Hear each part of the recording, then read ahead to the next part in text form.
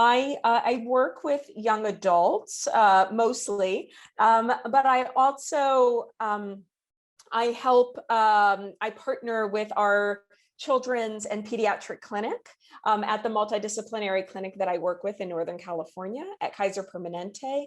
And so I will also be talking a bit about the patients that I pick up from my pediatric endocrine colleagues when they are old enough. So I'll be mostly talking about adolescent and young adult care today.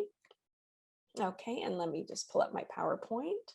Okay, and this is a bit of my credentials and experience. And I always like to start my talks with showing some of the beautiful patients that I have the honor of participating in their care.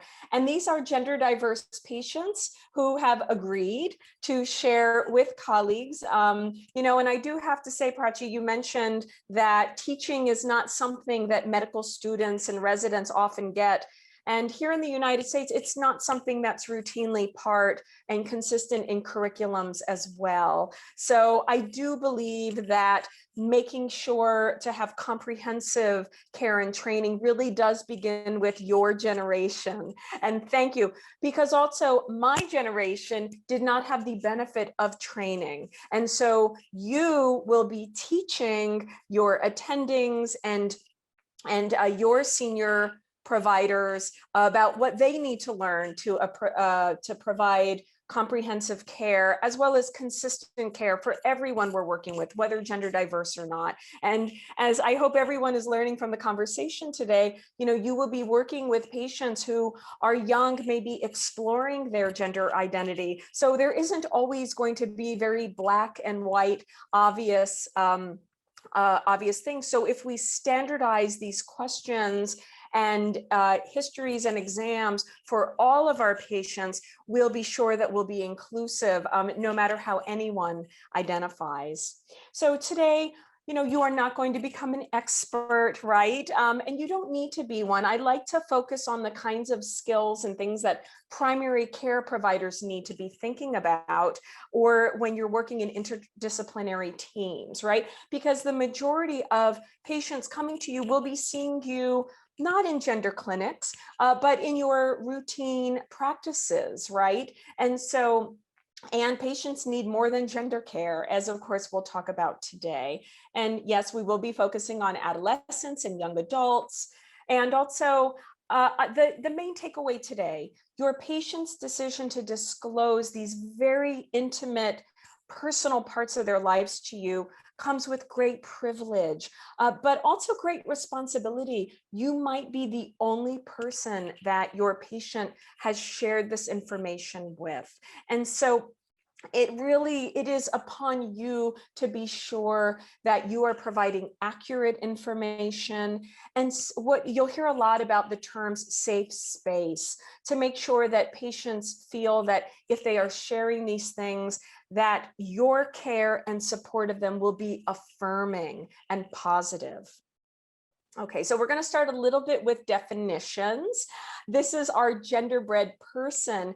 And really, this is just to help us understand that gender identity is something, it's something you know who you are, right? Have you ever had to question yourself, am I a boy? Am I a girl? Many of you had not. And so this thought of, well, of course I know who I am. Who best to know who I am than me, right? And so this is something you know who you are. Now, often people get this confused with sexual orientation, which is who you have romantic feelings for or who you love. They are not the same. They are very independent. Someone can have any gender identity, and that gender identity can be transgender, which just means, you know, opposite of, for most people, what your birth certificate says that you were assigned at birth, or cisgender, which it's the same. There can be a very wide spectrum where people can, you'll start hearing terms like gender fluid, gender non-conforming, non-binary, gender queer. This beautiful generation has come up with all sorts of definitions and language, and it continues to expand. And then there's sexual orientation, heterosexual, homosexual, pansexual, asexual, also a very wide spectrum. And again, anyone can be any gender identity and have any sexual orientation. They are not the same or exclusive. Now, sex tends to be what someone is assigned at birth. And we've heard our previous speaker speaking a little bit about intersex. Again, a very separate category, and it is not, doesn't really have anything to do with gender identity. And then there's expression, which is a completely different thing. And expression is how other people see you, how you choose to dress or express your gender identity. Some people will feel they are in a safe space and have support, and they are able to express their gender identity, how they want the world to see them. Others will not, right? So someone doesn't have to act or dress or look a certain way to have a gender identity. And that's very important to understand, because if someone is not in a position, their family or parents are not supportive, their community is not supportive, or they are just beginning to explore their gender identity and they don't feel confident really dressing or expressing a certain way, does not determine what someone's gender identity is. And that's important to keep in mind. And as I mentioned, like if you look at Facebook, there's over 50 ways that people can now express their gender identity. That list is continuing to grow and grow. Now, often people will say, well, what are the percentages, right? Now, I will be giving you a lot of statistics today, which really are from the United States. And so I do keep that in mind, that for the Indian and subcontinent population, it is going to be very different. But certainly, when we look at studies, we feel that if we are asking people, right, are we asking people their gender identity? And then if people feel comfortable saying, yes, this is what I feel my gender identity is, you're looking somewhere between about 0.6% of a population, maybe even up to 1.6% if you are including people who identify as non-binary as well. Now, well, what is in India? What are your percentages? Now, this is a census that was done in 2011, right? And this is adults, right? Because the census was asked through people's employers, literacy, their caste system. So we have to keep in mind, again, how are these questions asked, and do people feel that these questions included all the diversity of the ways that people describe their identity? And did they feel safe disclosing this information? But this talk really is about adolescents and children, right? So I will tell you, we don't know exact numbers because number one, are we asking the information consistently? And we're not. And then number two, we are talking about a population that might not have the language yet, or this is a development thing, right? So children may not know exactly where they are, especially if they are beginning to question or explore. And we do know that as a child starts presenting some of these red flags that you heard about, really, as they're getting closer to adolescence, where we start feeling that gender may be a bit more fixed, that meaning that if someone is exhibiting a lot of distress, by the time they are in adolescence, they're starting to experience puberty, that the more distressed our adolescents are, perhaps the more persistent they will be in their gender identity into adulthood. Okay, so when we're working with transgender or gender diverse youth, there are many things that we need to keep in mind. And unfortunately, our youth have some of the highest disparity rates, which is really unfortunate. So we see higher rates of depression, anxiety, attempts at self-harm or suicidality. We see higher rates of attention deficit disorders or eating disorders. And as you heard some of our previous speakers mention, there are higher rates on the autism spectrum. I believe there was a study that came out of the United Kingdom that said possibly 3 to 6 times higher. higher rates of homelessness. And we know that all these disparities, and I've included a poster that you can see on the side from a study where you see these very high differences. And these differences really are a matter of society, right? The main thing that makes a difference between someone having positive experiences or negative experiences is the support that they have around them. For many of the youth, it will be their families, but for some people, it becomes more of chosen families and community support. And as you can see, some of the very upsetting things, the homelessness, attempts at suicide, and mental health status, all of these really revolve around, is this person with a supportive family environment or not? And that really is the critical thing that can change things. So this is why when we work with children and adolescents, I often say the kids know who they are. Really, a lot of the care is about making sure that the families and the supports are hooked up with the right people to help them understand their child and support their child. And that's really where the difference is going to become. It's really about buying them time for the family to get on board. And sometimes I will say to my adolescents, I know you are fine, but let's make sure that your parents, that we can bring them along on this journey, because you have had lots of time to understand and learn about who you are, but this is very new to your parents and your family since you have disclosed to them. So they need a bit of time to get educated themselves. We know that gender affirming care is critical, life changing, and I hope throughout this series, this will be a major takeaway for all of you. And we also know that our youth, especially with more representation in the media and society, our youth are presenting and becoming visible earlier, right? And so this is why you're starting to see more visibility as society creates a space for people to feel safe and affirmed. People will become more visible. It's not that there are more this isn't a phenomenon. This is just something people are feeling more safe disclosing themselves, right? Because we know that gender nonconforming people have been around since the beginning of time. It's just more of, has society allowed a safe space for people to be visible? And of course, especially when we're talking about youth and families, we must make sure that this model of care is all inclusive and interdisciplinary. Here's another example of a report. This is out of Canada, again, showing when you have support, when you don't have support, the wide array of disparities. And of course, some of the highest disparities: homelessness, attempts at suicidality, not having enough food or safe resources, really, again, evolves around people being supported.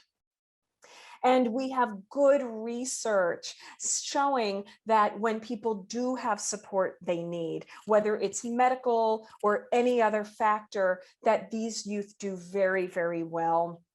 And this is nothing new, I should say. The Dutch have over 30 years of research following gender diverse children and their families. And so we know how these outcomes go with support, and for the children who need it, access to medical care, which we'll be talking about next.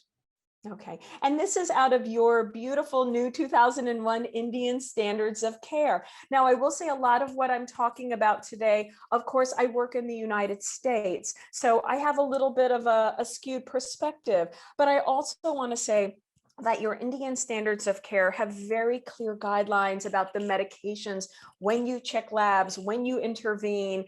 And so I will defer, of course, to the Indian Standards of Care for any medical care decisions that may be different from what I'm used to doing. But I will say that this model of what an interdisciplinary team and clinic should look like is very similar to the clinic that I work with in the United States. Because prior to puberty, my services are not really needed from a medical perspective, but from a prescribing perspective, because really the care is about the child and their family and the supports. and what life looks like in school and for the family, and the psychological and social resources that the family needs. Okay, so let's talk a little bit about primary care. And guess what? It's not that different from any child or adolescent that we might be taking care of. So when I'm thinking about especially young adults, I'm starting to think about sexual activity and what those risks might be, right? And we'll talk a little bit about how do we ask those questions. Now, some of this is, an adolescent is starting to explore their sexual identity, their orientation, their gender identity. Some of this will be for survival, right? As we know that many of these children, unfortunately, especially if they're in situations of homelessness, that they might be engaging in sex for money, for housing, for food. And so we do need to keep that in mind. Of course, other things that we know put our youth at risk: smoking, drugs, alcohol. Pregnancy risks. The question isn't what is our patient's gender identity or sexual orientation, but often are they engaging in sexual practices that for that person and that person's anatomy, right? Which could be different from what we might think about for someone's for someone's gender identity. Is the anatomy that a person has and the way that they engage in sex, does that make them a pregnancy risk? And if so, then we need to be having our conversations with our patients so that people are not getting pregnant if that is not their intention. We already talked about higher rates of depression, anxiety, suicidality, healthy weight and body images. Sometimes patients will gain weight or lose weight, again, to try to support their gender identity. And we want to make sure that this is not done in unhealthy ways. Of course, vaccinations, HPV vaccines for our youth to make sure they are protected from certain cancers. PAP screening, which in many countries now is becoming primary HPV screening, which is really wonderful. I look forward to the day where we have the option of self-swab HPV screening universally. I think that will really help for many of our patients who avoid coming in for those invasive PAP smears or exams, cervical exams, that they avoid the care. Of course, bullying, harassment, violence at home, school, other places, safe and healthy relationships, right? We see intimate partner violence with any population, and our gender diverse population is no different. It's just that there aren't resources available to help people. And of course, when we're thinking about our youth, we always need to be thinking about role models and mentors. And our gender diverse youth may not have that, right? Coaches, teachers, religious leaders, who sometimes often youth will look toward, if not their own parents, for support and validation and affirmation. And our gender diverse youth may not have this. So what's unique about treating our gender diverse adolescents and young adults? Well, of course, the parents and the family are involved, right? In fact, I may not even be working with these patients if they don't already have a supportive or at least open family involved, because their family takes them to the clinic, right? To the provider. So it's very important to make sure that our parents and family members are what we say on board. Of course, decision-making capacity, right? There are ages of informed consent. And so if the parents are not on board, then care is going to be much more difficult. Legal, bioethical concerns and developmental stages and maturity, of course, always come into play. And what is the environment, right? The school and the home environment looking like? Affirming, supportive, or not? And of course, now we'll talk a little bit about the effects of puberty blockers, which really medically is the only intervention prior to puberty. And then, of course, hormone initiation when it's appropriate. Now, I will start off, we're going to talk a little bit about language, because this is something that everyone needs to be doing and supporting, right? And it's not just medical environment, it's everyone. We open safe spaces with demonstrating and modeling to patients that this is a safe space and I will support you. So I am starting with Nina, and it's interesting because I saw in the chat, I believe her story, or at least an organization that she's worked with, was mentioned. And in 2015, Nina came out at a school assembly in Delhi that she shared her gender identity, and she's considered to be one of the youngest openly transgender people in India. She's become quite a social media star, and really has, as I believe we saw in the chat, someone said, the youth are really starting to open up these conversations, and how wonderful. Now, she also has experienced depression, suicidal tendencies, and she did an interview with Breaking Barriers where she mentioned this, that this was not an easy road for her. But then she said this beautiful statement, which I want to quote. She said, while there will be those 10 odd people who will ask me these random questions and tell me that being transgender is unnatural, I just go and talk to my friends who really love me. I have a lot of support. They do not treat me differently. They treat me the same. They just treat me just like any other girl, which is what I love. And so again, the theme today, with support, people can thrive. And yes, our youth and adolescents that will have all the same problems and issues as any other adolescent that we work with. But if we can create this safe space and support, there's no reason that our transgender and gender diverse youth should do any differently. So how do we open up the conversation? Well, the first thing is, how would you like to be referred to when I'm working with you? So many of you saw my name is Jennifer. I go by Jenna as my preferred name, and she, her as my pronouns, and really just normalizing this conversation, asking this of everyone we work with. What name would you like me to address you by? Or what would you like me to call you? And making sure that we document it with our patient's permission as we go along, to make sure that anyone else who's working with our patients, who's in the charts, who's reading our notes, can also be supportive. We call that when someone does not address someone by someone's name or pronouns, we call that misgendering. And so we want to make sure that we can decrease that misgendering experience, not just myself as the provider, but by the receptionist, by the social worker, by anyone who's working with my patient. And confidentiality is something we really need to be thinking about, right? Because our patients tend to be coming with us with our parents. And so I think many of you who work with children already probably have a tradition where you will say, okay, at this point, I'm going to ask the parents to step out of the room to really create a safe, confidential space for your patient.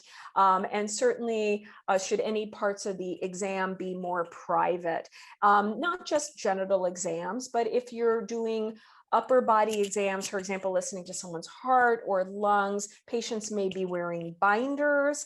And again, this is a very sensitive area, so we need to be keeping that in mind.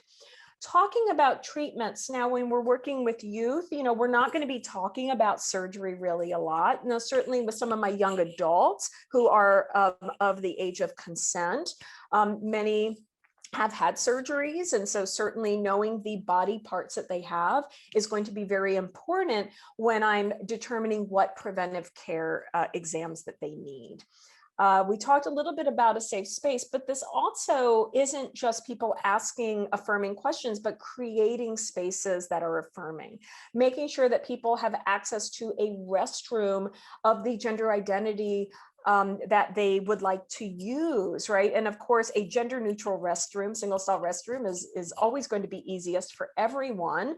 But when you're not in a position where someone has that, making sure that people can use the restroom of how they identify is very, very important. And making sure that forms are gender neutral as well. And they don't say things like she and her, unless patients are given options of choosing checking the boxes that they feel apply to them, and then people respecting those choices. We don't make assumptions, right? This is one population, we can never make an assumption.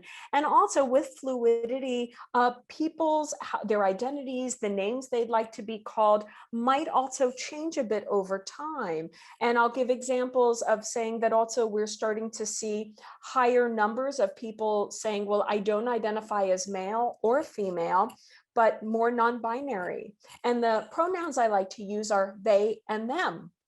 And that's okay. And so sometimes this might change over time as well. And it doesn't mean that our patients don't know who they are. Some of this is just more comfort as people get more comfortable in how society sees them.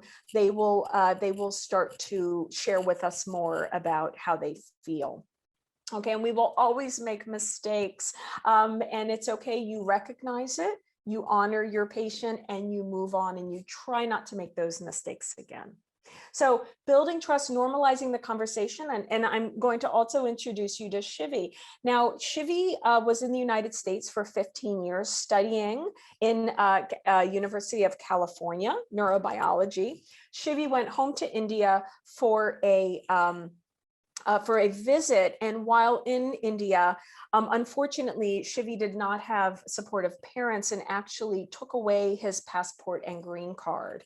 And so Shivi is actually reached out to the community, and activists in the community and a support group have arranged legal counsel and have found a shelter for Shivi to stay in, since the family is not supportive. And in fact, in Shivi's thoughts, the family is trying to forcibly marry him off to a male to fix him, which we know is in this work, we know that actually is not something that will be helpful and will actually cause more harm for Shivi. So Shivi has asked the Delhi High Court to help him get his passport and his green card back so he can go back to the United States to continue pursuing his degree in neurobiology.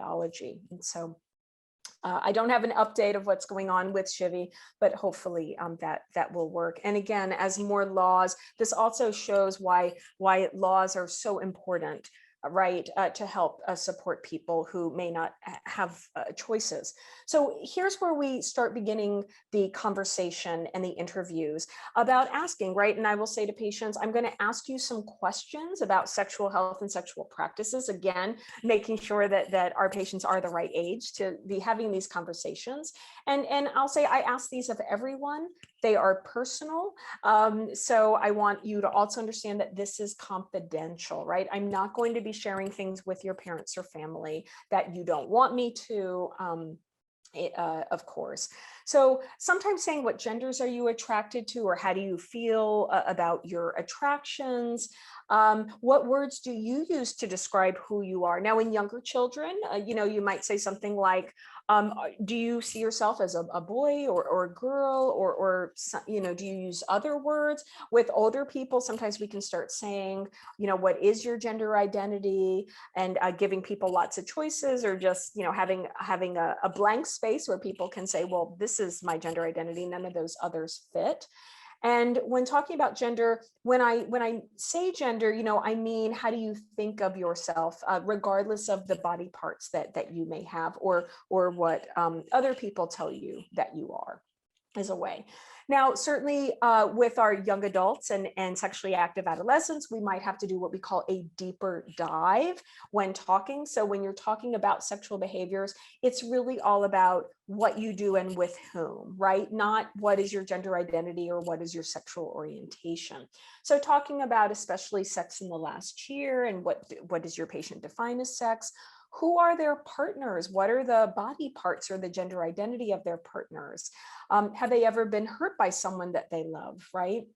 For patients who have a penis, sometimes we have to ask a little bit more about sex with sperm. And of course, much of this also is about condom use, barrier protections, or pregnancy risk, and also other sexually transmitted infections.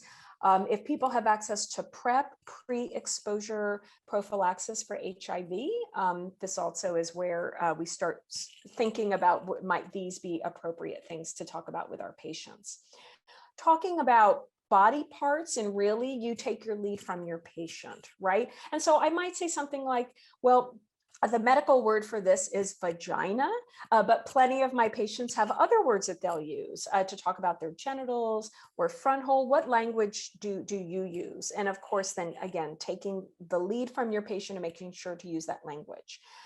Reproductive health and desires, especially for young adults. Some of our hormone interventions may affect someone's ability to have future fertility. And so especially with younger people, having conversations about is there reproductive interest?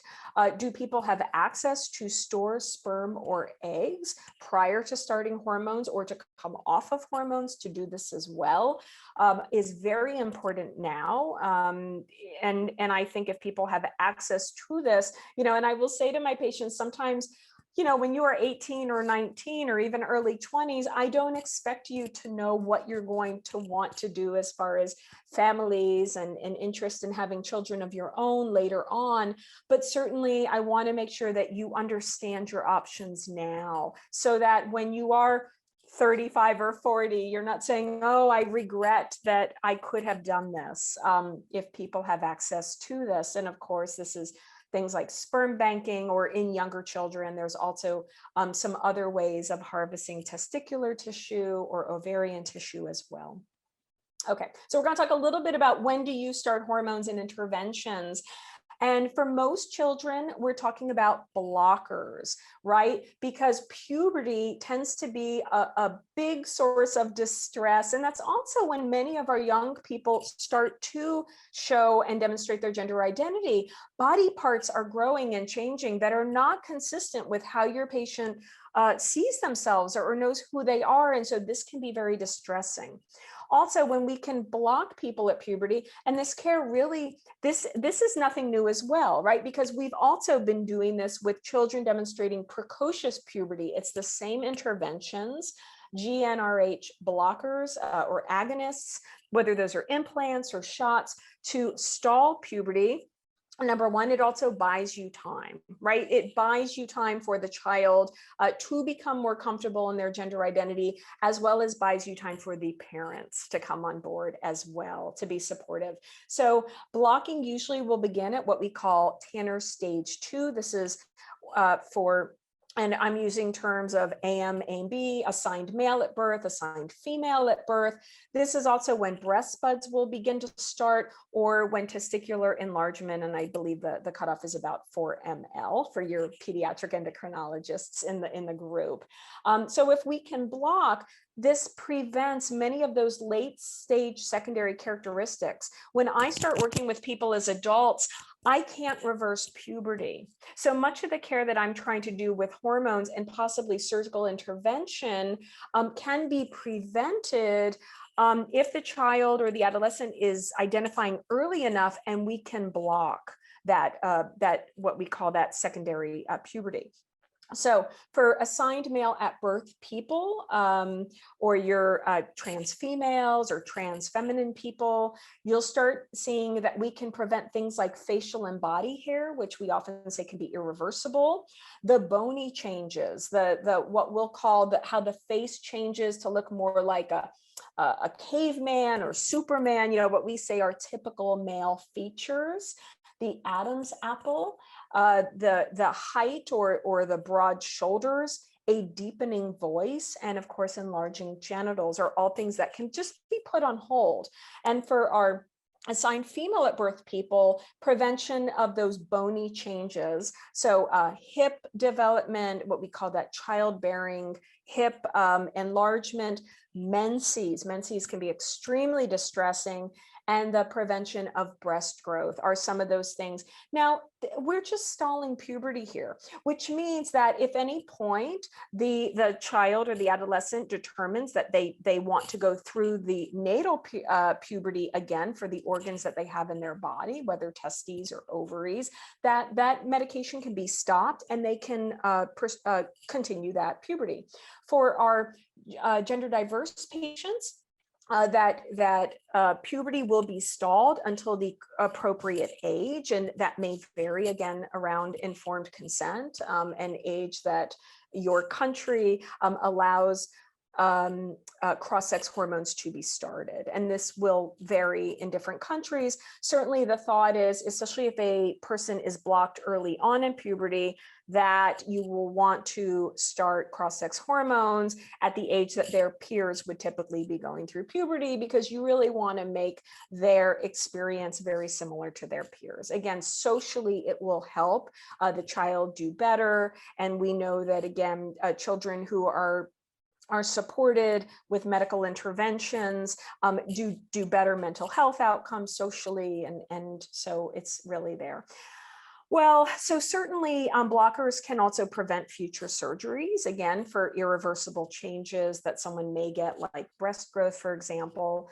And they can integrate more easily in society. We use the word passing, which isn't always the best word, but certainly, again, if society is more accepting of someone, we do expect that someone will have a better and better experience. And of course, like I said, blockers can be reversible. However, right, when we are blocking, people, there may be a longer lag than a typical puberty, right? So if someone is put on blockers at around 10 or stage 2, let's say they're about 10, 11 years old, they may not be able to start their cross-sex hormones in some places like until 18 years old. That's many, many years where their bones, right, are not getting the benefit of those sex steroids. And so I think, again, with more research and more support, we're finding that we really want to make sure that patients who are persisting in their gender identity, if they are on blockers, can start cross-sex hormones earlier on when appropriate. Now, we don't know long-term risks, bone health risk, brain maturation risk, but certainly, again, this is a very similar process that we do with people with precocious puberty. So again, this has been done for many, many years, and we have many countries like the Dutch models that show us that these kids really, really do great. It's just we're always lacking research. And of course, we are lacking research in countries other than Europe and the United States and Canada, where many of these studies come out, right? Because your population in India is going to be different. So making sure you have setups for research as you are moving along in developing your programs is going to be so important and necessary to really make sure that you're addressing the needs of your population. Okay, so I'm showing you some of the hormones that are in your Indian standards of care. Much of this will be what do your clinics have access to. And I will also say that with children, there is a stepwise approach when you're introducing hormones. Okay, and so those are all in your Indian standards of care. I won't go over everything, but what labs do you do? When do you titrate things? What levels are you looking for? Are all going to be in there for your pediatric endocrinologists. And I'm also showing that when we're talking about feminizing hormones, we're looking not only at estrogen replacement, but what blockers are you using? What testosterone blockers? And some of those are going to be the GnRH agonists that we use to block puberty, but also if someone has gone through puberty or no longer has access to your typical children's blockers, we're looking at other things to lower testosterone levels. And there's a wide variety of medications that are used depending, again, what you have access to. And I'm just showing a picture of some of our Hydra daughters. And actually, for the Hydra community, many people, this is a community, not of blood, but a valid community where these young women are embraced and mentored, and this is where many people are learning about for social or for support that they may not have gotten from their own families or home. Okay, these are some of the changes you can expect when you're on feminizing hormones. And we'll often say that some of these changes with medications take about 2 to 3 months to start working, and you'll start seeing a maximum effect usually about 2 to 3 years. And of course, if someone stops hormones and they have their natal organs or testicles, we do expect that their typical natal puberty will continue. It is always important, again, to be talking about, especially before starting hormones, about fertility, interest and options for storage, as well as something like breast growth may not be reversible And what's interesting is with some of our more non-binary youth and people starting to present, sometimes there's a sense of, well, I want these changes, but I don't want these changes. And unfortunately, just like with regular puberty, you can't pick and choose which changes you're going to have. So if a patient says to me, I am not okay if I have breast growth, that's not something that's in my goals, that's not something that I want. This is a very difficult conversation because I cannot guarantee that they're not going to have breast growth. And again, that breast growth may be irreversible. So making sure that our patients know that this isn't just something, well, I'll start hormones, and if I don't like it or if I don't feel good about it, I will just stop and any of these changes go away, is not realistic. So that is something that's important for the hormone provider to be having conversations with. And that's also why we check in as we're going along with hormones to make sure that the dosing is still consistent with people's goals. For masculinizing hormones, I'm going to introduce Aran. I will be talking about Aran a little bit more later, but he's known as India's first trans man bodybuilder on social media, but also he's very active on social platforms in the media. He's a Delhi-based lawyer, and he's very involved with organizations and working on the legal empowerment of the LGBTQ+ community, and especially working on a petition for gender-neutral laws. As we're moving forward. And we're going to be learning a little bit more about him later and some of the amazing work he's doing. But for masculinizing therapy, testosterone is very strong. So we often don't need to use estrogen blockers because at high enough doses or typical cis male doses, testosterone will be enough to lower someone's natal estrogen levels. There are many methods of testosterone. There's injections, there's intramuscular, subcutaneous weekly, at least in the United States, tends to be the most popular injection method nowadays. There's also an injection that someone can get every 3 months. That's also very popular. Daily transdermal things through patches or gels are also there. There's also buccal formulations and pellets. I don't work much with those. They're not available where I am, but certainly they are also options. There's also the option of just being on estrogen blockers in a way. So progestins might be used, or even GnRH agonists. For some younger people, maybe they're not interested in starting testosterone just yet, but blocking menses or periods is extremely important. And so for some of my patients, they're just on something to block periods. They're not necessarily on testosterone. They might not be in the future, or they might be, but at least stopping periods is something that's extremely important.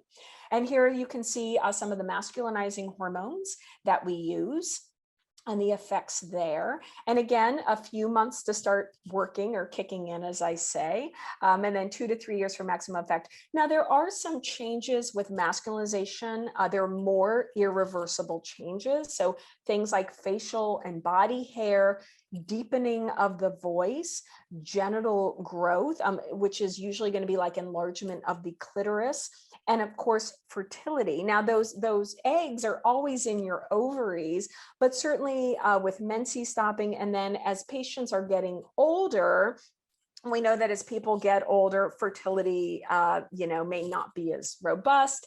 And so again, having options for people who want to do egg harvesting and storage, and as well as our patients, especially again, our non-binary patients, understanding that you can start testosterone, but you may get facial hair, and that may not be reversible if that's not something that's in your goals. So again, we always have these conversations before starting hormones. I also want to bring up some of the non-medical interventions that patients will use, especially younger people. Surgery may not be in their goals, or they might be too young to be age of consent to have surgery, or someone may not have access to surgery because of not having access to the medical system.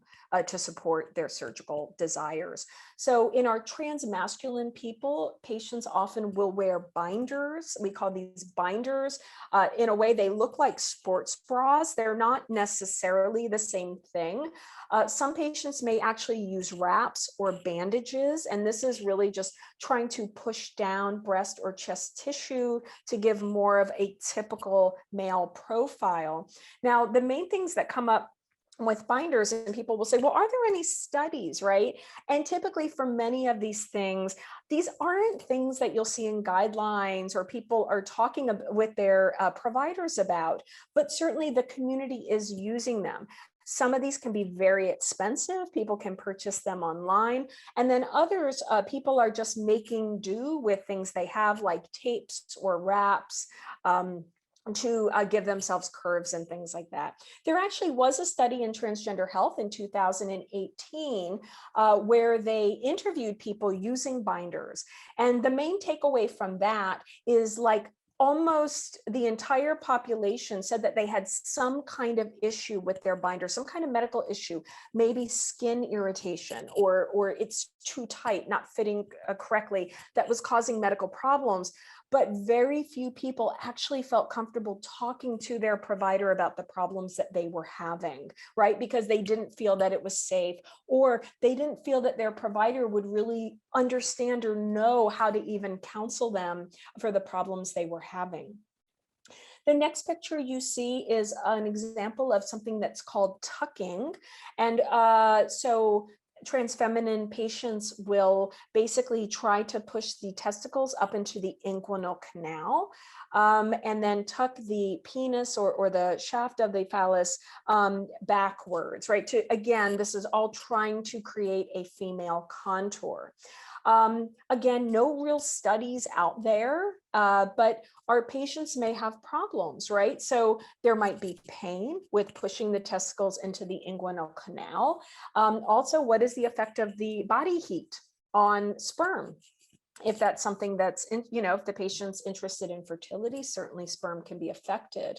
Also, tucking the penis backwards closer to the anus, right? We can see more infections. Also, we can also see people, because in order to urinate, you have to untuck and go through this whole process, removing tape, things like that. Patients may also be restricting how much they're drinking, so that they don't have to untuck to have to go to the bathroom. And again, we can see issues with urinary infections and other bladder problems there. And then these are some other examples of materials that patients may use to create curves and bulges in places, again, under clothing to try to support. And some of these can be extremely expensive. And then again, many patients are just being creative and creating their own ways. Another thing that providers need to be aware of is tape, right? So we want to make sure that if people are taping things, that they are medical tape or tape that allows the body breathing as much as possible, not things like duct tape, which can really rip up the skin. And also that people, if they have the ability, are taking breaks as much as possible. Even though that's not very affirming, these body parts can be very dysphoric for people, making sure that people have any breaks to allow the skin time to breathe. And of course, for many people, especially when they become the age of consent, making sure that they have access to surgical interventions, if that is what they desire, can also be very, very helpful so that people don't feel that they have to, throughout their lifetimes, continue some of these interventions. There are some really wonderful resources, of course, WPATH. I'm also going to point out some of the US resources. I don't think these are solutions. Again, this is a US or Western population, but sometimes looking at certainly how some support groups or other organizations have done things, then you can take what makes sense for your population, right? And build off of that, especially if you feel like you're starting from scratch for some of these things. The beautiful Indian Standards of Care, which Dr. Sanjay and his colleagues have created, and you'll be learning much more about. In the United States, there are 2 organizations to support families and parents and patients that I feel are very, very good. Again, much of this is making sure that parents have connection with other parents and support, right? Because their child cannot teach them the things that they need to learn to be supportive of their children. They need to learn from other parents whose children have really thrived with access to interventions. And some of those organizations are Gender Spectrum and PFLAG, which classically, in at least in the United States, was really a support group for parents and friends of lesbian and gay people. But a good 30 years later now, a lot of the work and support they're doing is really about supporting transgender and gender diverse families. Okay, and so the Indian standards of care, the main takeaways from today are early recognition. This care is very individualized. Always making sure with anyone we're working with to use respectful and affirmative language, avoid causing harm, right? We're not talking about punishment. We're not talking about trying to change our children's path, but just really meeting the child where they are and being supportive of wherever that path goes. Assessment of comorbidities, and again, support, especially with anyone under who's a young, an adolescent or prepubertal age. It's really about all those supports. Education, not just the patient, but of course the family and community, advocacy, the team approach, considering sociocultural, legal factors, facilitating that social transition as early as possible for when your patient is identifying and what makes sense to best support that patient. And of course, proper and timely referrals for interventions. And I want to end my talk today by circling back to Aran, right, who really has been a leader in your country for the community. And what's interesting is for Aran and Laxmi, when the pandemic started and everything shut down, Aran immediately recognized that many trans men were actually, they could only get their testosterone shots in clinics. And while for many in the trans feminine community, they had access to the families and the homes that they lived with, their created communities, to still continue their hormones and their medical care. Many trans men did not. And so Aran actually and his partner Laxmi created a network in the first 3 months of COVID to really bring medication. Sometimes I think some communities he was visiting were hours away, bringing people injections and medications, creating a community network that trans men didn't classically have. And so this just really speaks to the resilience of these beautiful young adults in these communities. And when given support or even just given a window, they can thrive. And the amazing things that this community can do to help itself. Another thing to remember with the COVID lockdown is that many of young adults and young people who had found these chosen communities to help support them and affirm them had to return to non-supportive families and homes in different areas with the lockdown. And so that's something that's really important. And I think we're seeing this in every country now that we're, a year and a half, 2 years into this pandemic, that this isn't just access to hormones or medical treatment, but this is actually people are having to return to the very communities that shun them and ostracize them, and how I think the mental toll and the disparities that we will see once again increasing, unfortunately, because of, it's not just COVID, it's all the effects that this has on people, especially when they can't be in affirming places.